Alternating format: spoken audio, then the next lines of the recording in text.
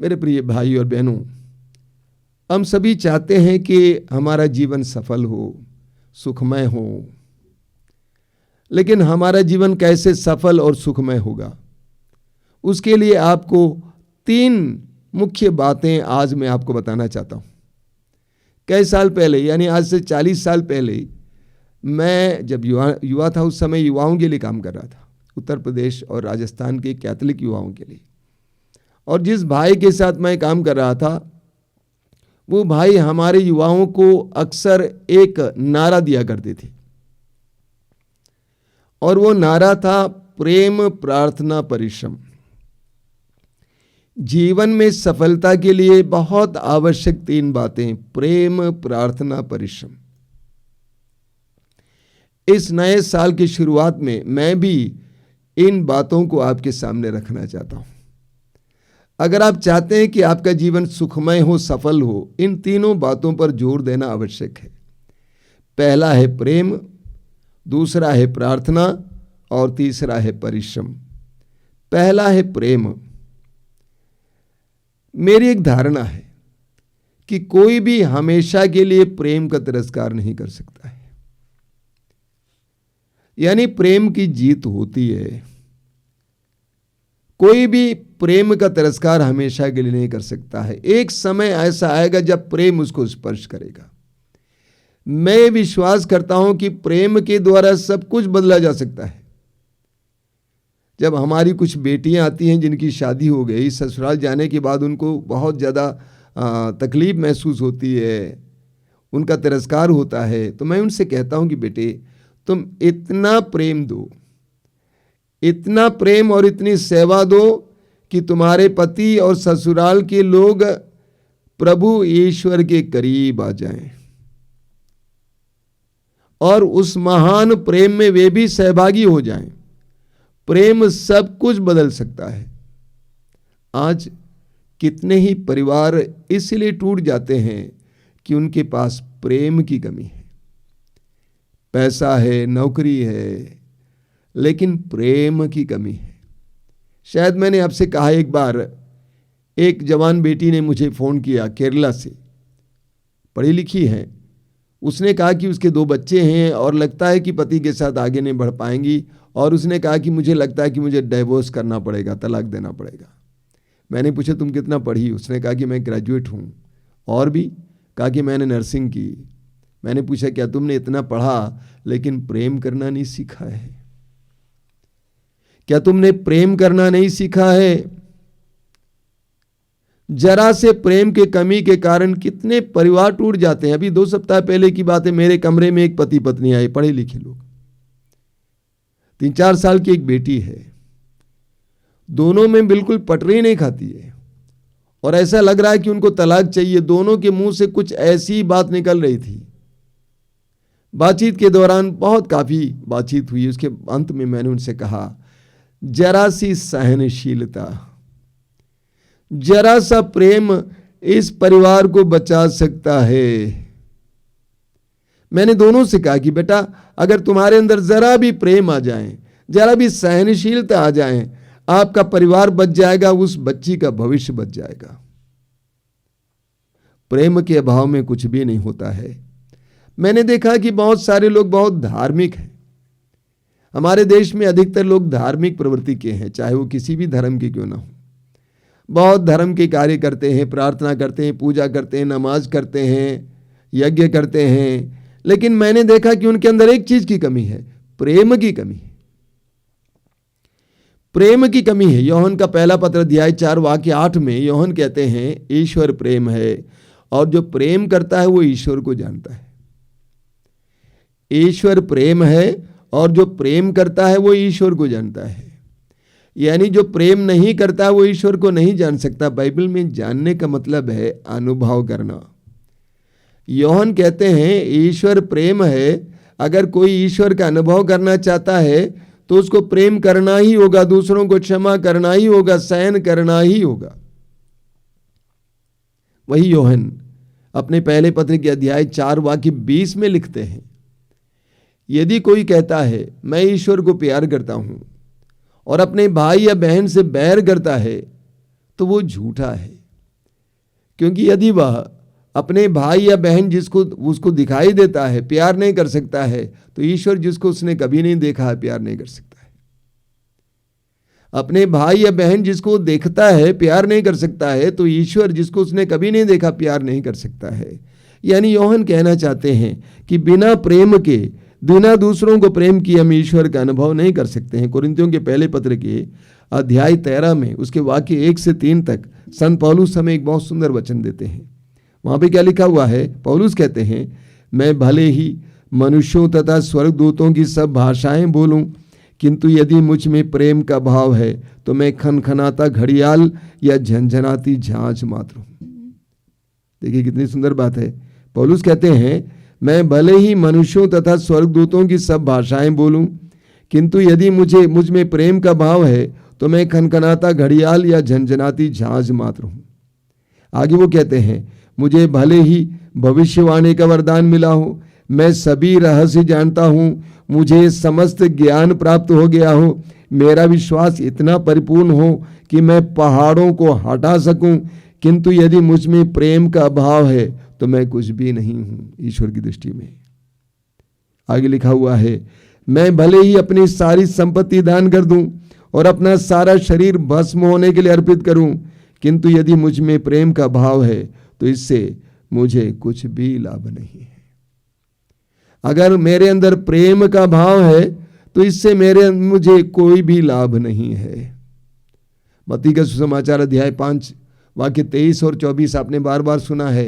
वहां प्रभु यीशु कहते हैं, जब तुम वेदी पर भेंट चढ़ा रहे हो, जब तुम वेदी पर भेंट चढ़ा रहे हो और तुम्हें याद आए कि किसी को तुम्हारे प्रति कोई कटुता है, तो तुम भेंट को वहीं रखो, जाकर मेल मिलाप करो, तब आकर भेंट चढ़ाओ। प्रभु क्या बताना चाहते हैं? तुम्हारी भेंट बिना मेल मिलाप के स्वीकार्य नहीं है। तुम्हारी भेंट बिना मेल मिलाप के स्वीकार्य नहीं है, इसलिए सबसे पहले जाकर मेल मिलाप कर लो, तब भेंट स्वीकृत होगी। इस्यास नबी के ग्रंथ के अध्याय 1 में बहुत सुंदर वचन है। वहां पर क्या कहते हैं प्रभु? वाक्य 14 से, इस्यास अध्याय 1 वाक्य 14 से, तुम्हारे अमावस और अन्य पर्वों से मुझे घृणा हो गई है, ये मेरे लिए असह्य भार बन गए हैं। जब तुम अपने हाथ फैलाते हो तो मैं तुम्हारी ओर से आंख फेर लेता हूं।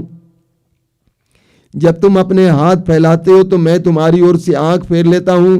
मैं तुम्हारी असंख्य प्रार्थनाओं को अनसुना कर देता हूं। तुम्हारे हाथ रक्त से रंगे हुए हैं, स्नान करो, शुद्ध हो जाओ, अपने कुकर्म मेरी आंखों के सामने से दूर करो, पाप करना छोड़ दो, भलाई करना सीखो। प्रभु कहते हैं कि तुम्हारे बलिदानों, तुम्हारे त्योहारों से मैं प्रसन्न नहीं हूं। जब तुम प्रार्थना में अपने दोनों हाथ फैलाओगे, मैं अपनी आंख दूसरी ओर कर दूंगा। जब तुम लंबी लंबी प्रार्थनाएं करोगे, उस समय मैं अपने कान को बंद कर दूंगा। तुम्हारी प्रार्थना में मैं विश्वास नहीं करता, क्योंकि तुम्हारे हाथ रक्त से रंगे हुए हैं। तुम पाप में जी रहे हो, जाकर भलाई करना सीखो। बिना प्रेम के हमारी प्रार्थना का कोई मतलब नहीं। आप देखेंगे बहुत सुंदर वचन है, यूहन्ना का पहला पत्र उसके अध्याय 2 वाक्य 9 से 11 तक। देखिए बहुत सुंदर बात, देखिए क्या लिखा हुआ है। जो कहता है कि मैं ज्योति में हूं और अपने भाई से बैर करता है, वो अब तक अंधकार में है। हम में से कई लोग सोचते हैं कि हम ज्योति में, हम सब कुछ जानते हैं, हम प्रभु के प्रेम में हैं। प्रभु के वचन कहता है, जो कहता है कि मैं ज्योति में हूं और अपने भाई से बैर करता है, वो अब तक अंधकार में है। जो अपने भाई को प्यार करता है वो ज्योति में निवास करता है और कोई कारण नहीं कि उसे ठोकर लगे। परंतु जो अपने भाई से बैर करता है वह अंधकार में है और अंधकार में चलता है। वह यह नहीं जानता कि वो कहाँ जा रहा है, क्योंकि अंधकार ने उसे अंधा बना दिया है। अंधकार ने उसे अंधा बना दिया है। जब तक हमारे हृदय में प्रेम नहीं है, तब तक हमारे धार्मिक कार्य व्यर्थ हैं। ओसिया नबी अध्याय 6 वाक्य 6, ओसिया अध्याय 6 वाक्य 6 में प्रभु कहते हैं, मैं बलिदान नहीं बल्कि दया चाहता हूं। मैं तुम्हारा प्रेम चाहता हूं, मैं तुम्हारी दया चाहता हूं, ना कि तुम्हारे बलिदान, तुम्हारे यज्ञ बलिदान नहीं, बल्कि मैं तुमसे दया चाहता हूं। तो आप कहेंगे मैं तो प्रेम करता हूं, लेकिन किस तरह का प्रेम? हमारा प्रेम क्या होता है? जो हमको प्यार करते हैं हम उनको प्यार करते हैं। प्रभु यीशु स्पष्ट शब्दों में समझाते हैं वो प्यार नहीं है। प्रभु कहते हैं यदि तुम उन्हीं से प्रेम करते हो जो तुमसे बैर करते हैं तो पुरस्कार का दावा कैसे कर सकते हो? क्या नाकेदार भी ऐसा नहीं करते?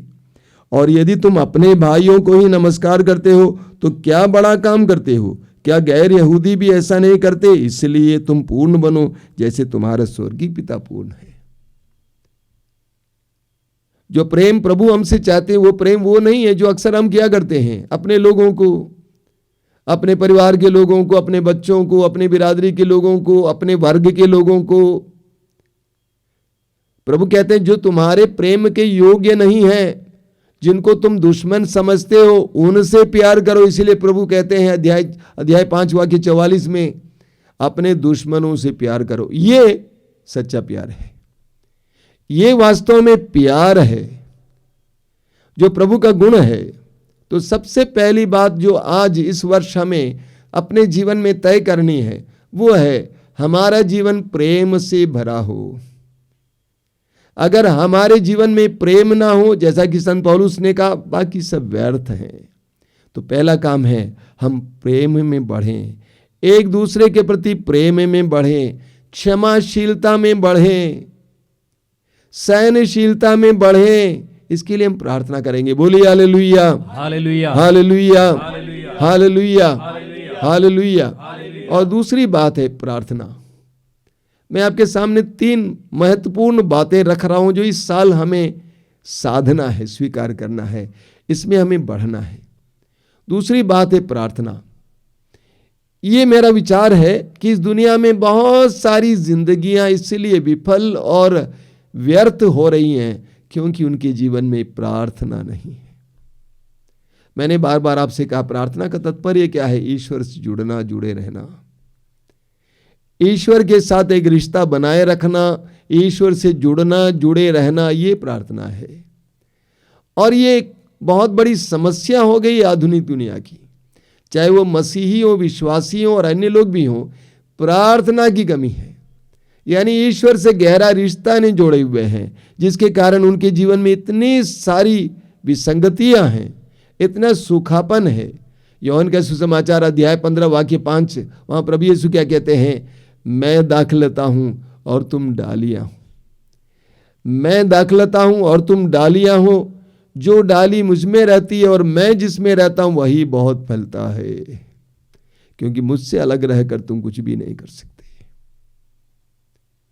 प्रभु कहते हैं मैं दाखलता हूं, तुम डालियां हो। अगर तुम मुझसे जुड़े रहोगे तो बहुत फल उत्पन्न करोगे। अगला वचन वाक्य 6 में लिखा हुआ है, जो डाली मुझ में नहीं रहती है वो काट दी जाती है और वो सूख जाती है, लोग उसको बटोर कर जला देते हैं। आज मैं लाखों करोड़ों लोगों के जीवन में ये देखता हूं, ईश्वर के साथ रिश्ता ना होने के कारण, प्रार्थना के अभाव के कारण कितनी जिंदगियां सूख रही हैं, कितने लोग फलहीन हैं, कितने जीवन विफल हैं, सिर्फ इसलिए कि उनका ईश्वर के साथ गहरा रिश्ता नहीं है। इस सच्चाई को स्वीकार करना है कि जीवन का स्रोत ईश्वर है और कोई नहीं है। यह सच्चाई है कि शांति का स्रोत ईश्वर है, प्रेम का स्रोत ईश्वर है और हमारा जीवन ईश्वर पर निर्भर है। हम नहीं जानते आगे क्या होने वाला है। इस सच्चाई को समझते हुए ईश्वर के साथ जो जुड़ा हुआ जीवन नहीं जीता है वो सूख जाता है।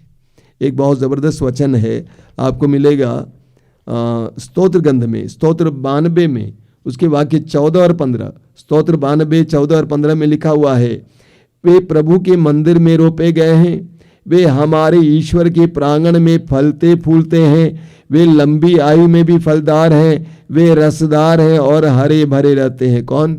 जो प्रभु के मंदिर में रोपे गए। प्रभु के मंदिर में रोपे हुए लोग कैसे होते हैं? फलते फूलते हैं।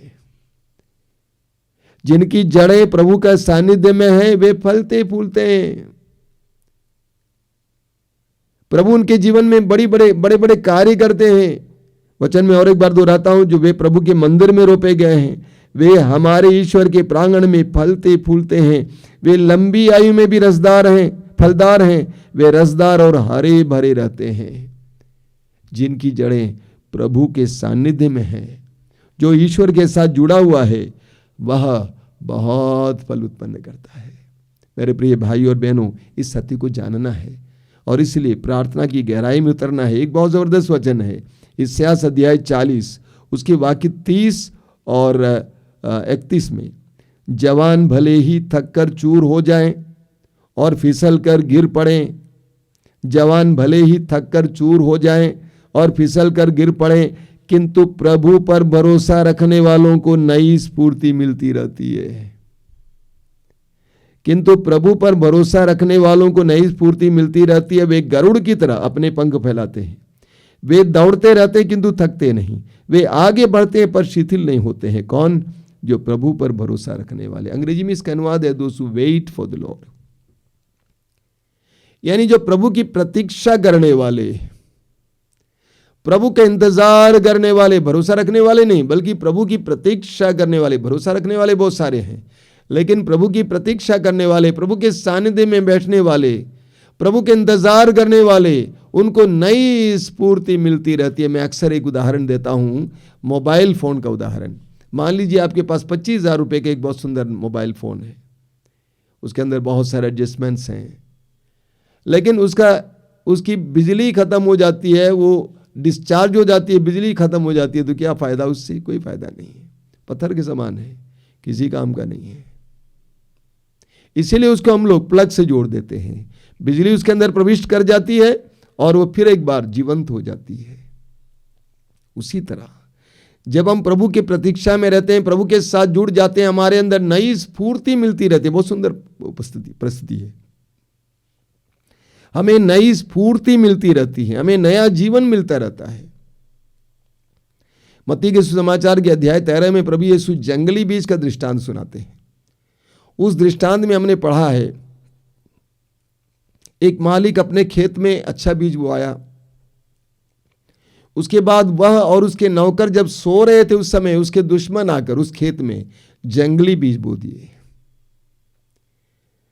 जब पौधे उग गए, जब उस पर फसल लग गई, बालें लग गई, तब लोगों को पता चला कि ये जंगली बीज है। ये कहां से आ गया? सभी सोए हुए थे। जब सभी सोए हुए थे, इसी तरह जब हम लोग आध्यात्मिक रूप से सोए हुए हैं, प्रार्थना नहीं करते हैं, सोए हुए हैं। मार्कुस अध्याय 14 वाक्य 38 प्रभु कहते हैं जागते रहो और प्रार्थना करते रहो। जब हम लोग आध्यात्मिक रूप से सोए हुए हैं, जंगली बीज बोया जाता है, दुश्मन आकर वहां पे जंगली बीज बो देते हैं, और ये हमारा अनुभव है। मत्ती के सुसमाचार के अध्याय 7 वाक्य 7 में प्रभु कहते हैं मांगो और तुम्हें दिया जाएगा, ढूंढो तुम्हें मिल जाएगा, खटखटाओ तुम्हारे लिए खोला जाएगा। आगे प्रभु कहते हैं क्योंकि जो मांगता है उसे दिया जाता है, जो ढूंढता है उसे मिल जाता है, जो खटखटाता है उसके लिए खोला जाता है, जो मांगता है उसे दिया जाता है। मैंने देखा कि इस दुनिया में बहुत सारे लोग प्रार्थना के बलबूते उनके जीवन में कितनी सफलताएं पाई। डॉक्टरों ने जवाब दे दिया, ऐसे केसेस प्रार्थना के सहारे जिंदा हो गए।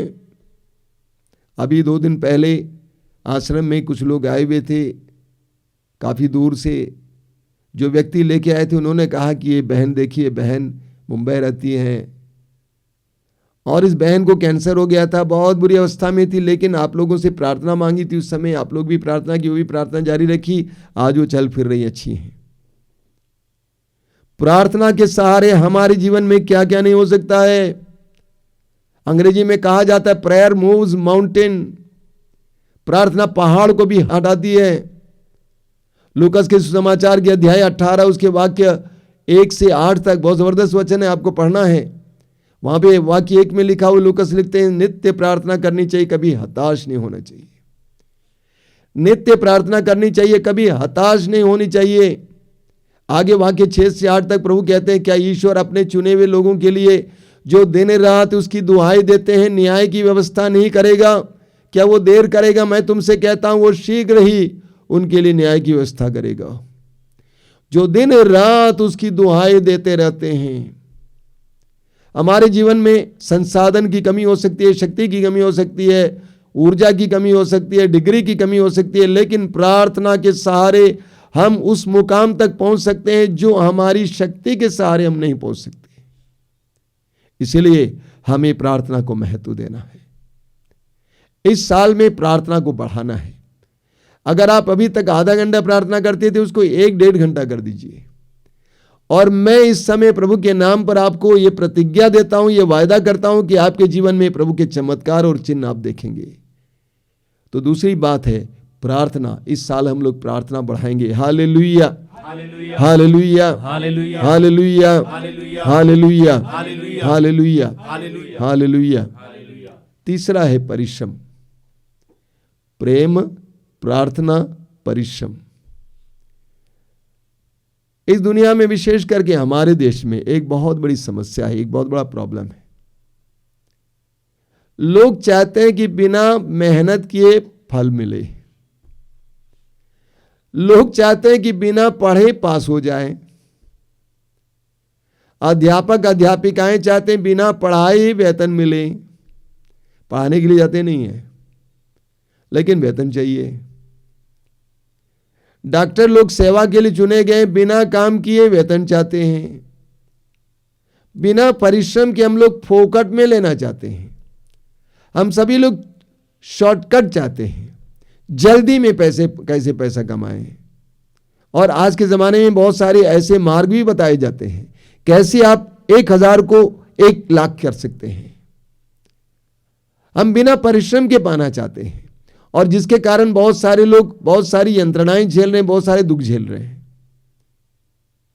इसीलिए लोग चोरी करते हैं, डकैती करते हैं, घूस लेते हैं, शोषण करते हैं, अन्याय करते हैं, बेईमानी करते हैं।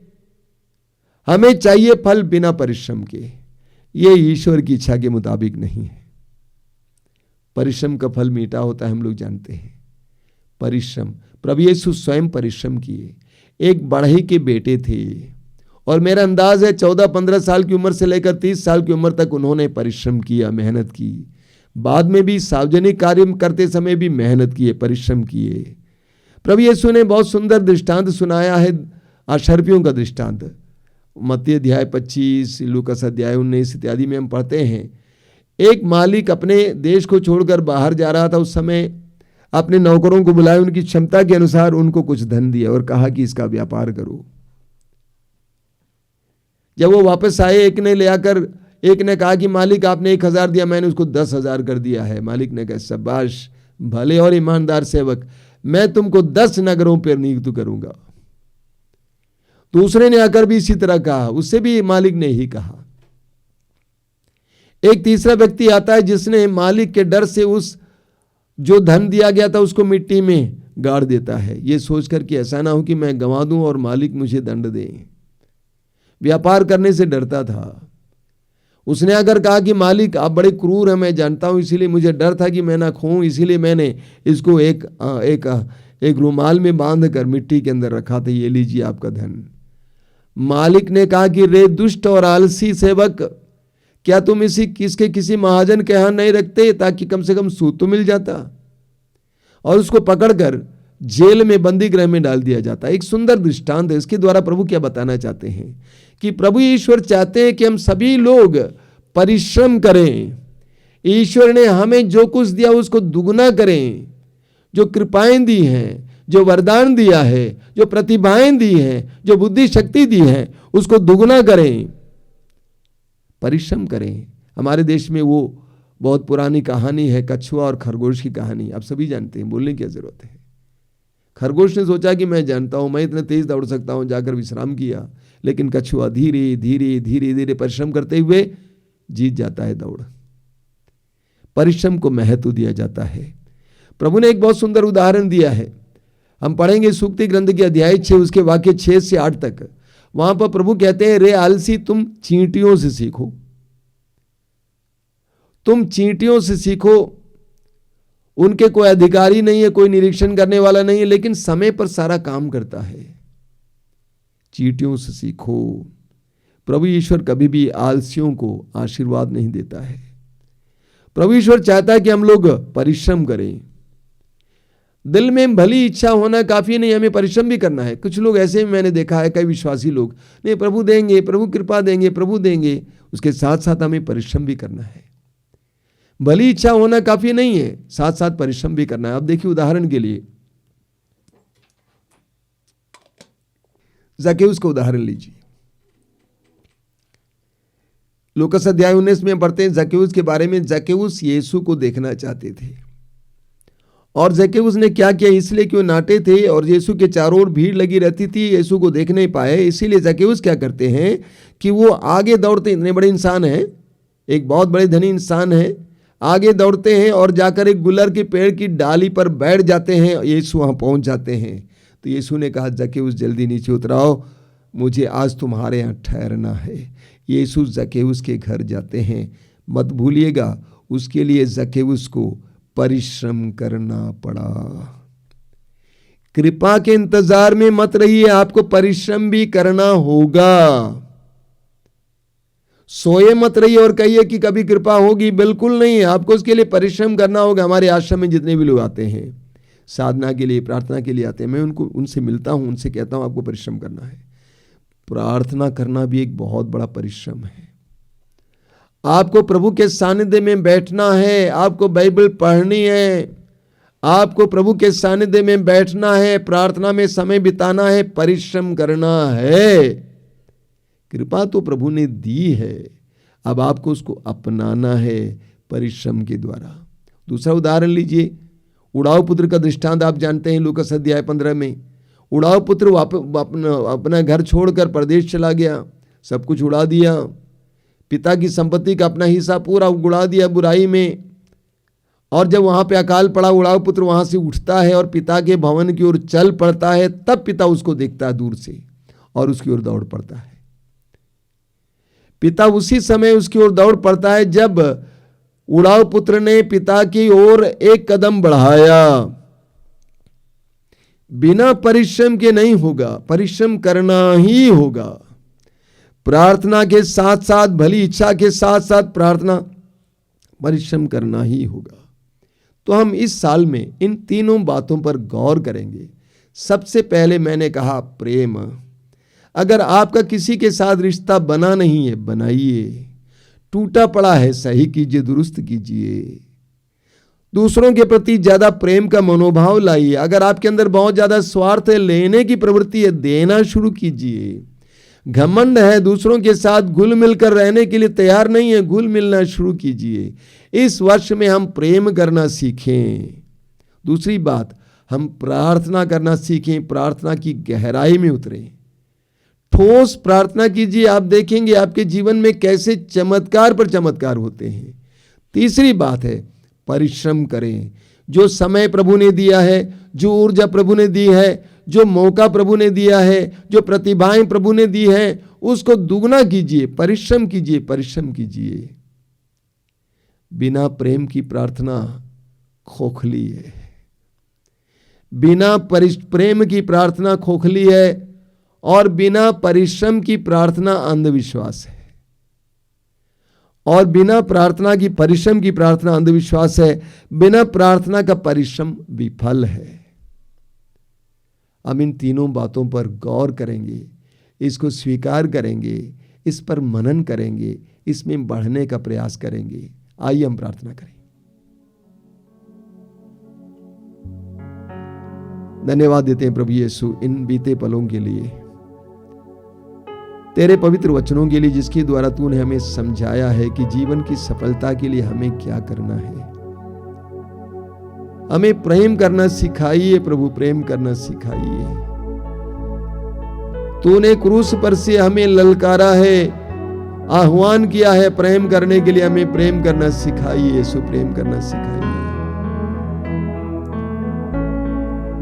जिस तरह शिष्यों ने तुझसे कहा, हम भी इस समय कहना चाहते हैं, हमें प्रार्थना करना सिखाइए, प्रार्थना करना सिखाइए। ईश्वर के दिए गए सारे वरदानों का सही इस्तेमाल करते हुए हमें जीवन को और सबल और सफल बनाने के लिए परिश्रम करना सिखाइए, मेहनत करना सिखाइए, समय और सब कुछ का सदुपयोग करना सिखाइए। धन्यवाद यीशु, धन्यवाद, धन्यवाद यीशु, धन्यवाद।